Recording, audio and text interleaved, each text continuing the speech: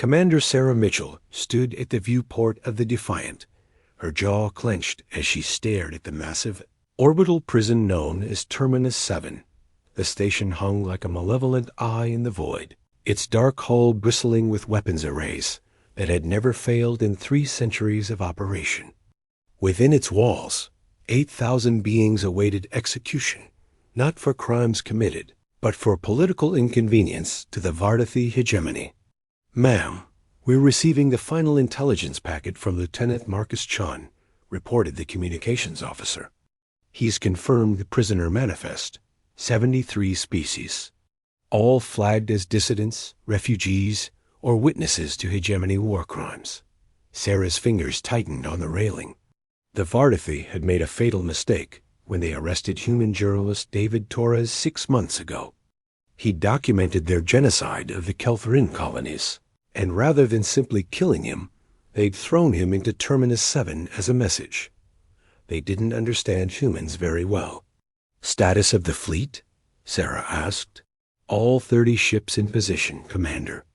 Captain Rodriguez confirms the Thunderchild is ready. The Nighthawk teams are standing by." Sarah allowed herself a thin smile. 30 ships against a fortress that had repelled 100-ship assaults. The Vardathi would be watching for a massive frontal attack, expecting humanity to throw bodies at the problem like every other species did. But humans had a saying: work smarter, not harder. Execute Phase 1. Across the void, the Nighthawk strike teams launched. 12 small craft, almost invisible to sensors, each carrying 6 of humanity's finest special operations soldiers. They'd spent months studying Terminus 7's patrol patterns, maintenance schedules, and shift changes. The Vardathi were efficient, but they were also predictable, and that was a vulnerability. Lieutenant Jessica Park led Alpha Team through the maintenance umbilical, her team moving with practiced silence. The Vardathi guards never saw them coming. Non-lethal takedowns humans had rules about unnecessary killing, even of their enemies. Within 8 minutes, Alpha Team had control of the primary reactor room. "Reactor secured," Park whispered into her comm. "Implementing the Riley Protocol." The Riley Protocol, named after the engineer who designed it, was elegantly simple. Rather than destroying the reactor or shutting it down, which would trigger immediate lockdown, they modified its output signature. To Terminus 7 systems, everything appeared normal. To the 30 human ships waiting in the dark, it was a beacon. Sarah watched her tactical display as green lights flickered across the board. 6 teams, 6 critical systems. Life support secured. Communication secured. Defense grid secured. In the prison's central command, Captain James Bennett sat in the commander's chair, Vardathi officers unconscious at his feet. "All teams report successful insertion." Bennett's voice came through clearly. "We own this station, Commander. They just don't know it yet." "Phase 2, Sarah ordered. "Wake them up." Throughout Terminus 7, cell doors began to open. 8,000 confused, terrified prisoners emerged into corridors where human soldiers waited, not as conquerors, but as liberators. "My name is Sergeant Michael Peterson," one soldier said in flawless Kelthrin, having spent weeks learning the language. "We're humans. We're here to get you out. Stay calm, follow us, and you'll be home soon." The evacuation was controlled chaos. Humans had spent months planning routes, calculating load capacities, and preparing for every contingency. The Defiant and her sister ships moved into docking position, their hangar bays open and waiting. In Cell Block Omega, Sarah herself led the team that found David Torres. The journalist looked thin and beaten, but his eyes blazed with fierce intelligence. "Took you long enough," he said with a weak grin. "Sorry for the delay," Sarah replied, helping him to his feet. "Had to fill out the paperwork." Torres laughed, a sound that turned into a cough. "The Vardathi are going to lose their minds. That's the idea."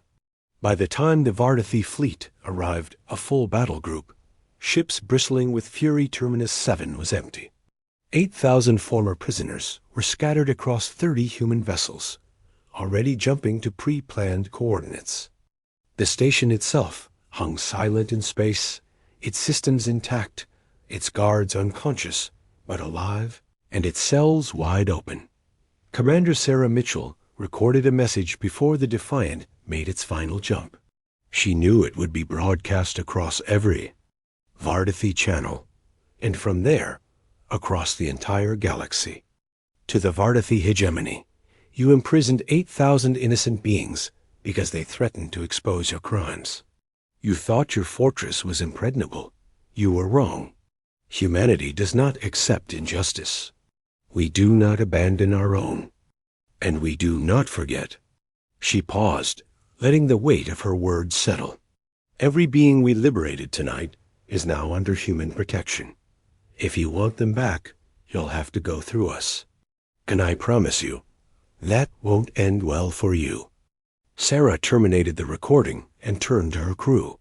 They were exhausted, some wounded, all running on adrenaline and determination.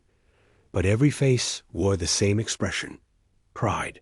"Take us home," she ordered. The Defiant vanished into the void, leaving behind an empty prison and a message that would echo across the stars. The Vardathi had ruled through fear and overwhelming force for centuries. But they'd never faced an enemy like humanity, a species that valued freedom above safety, that fought not for conquest, but for justice, and that would cross the galaxy to save even one of their own. Within weeks, 17 other species joined humanity's coalition. Within months, the Vardathi hegemony was facing rebellions on 40 worlds. And it all started with one impossible night, when humans proved that no fortress could hold what they were determined to free. David Torres would later write that the sound he'd remember forever wasn't the sirens or the explosions, but Sergeant Peterson's calm voice saying, "We're humans. We're here to get you out." In a galaxy used to abandoning the helpless, those words changed everything.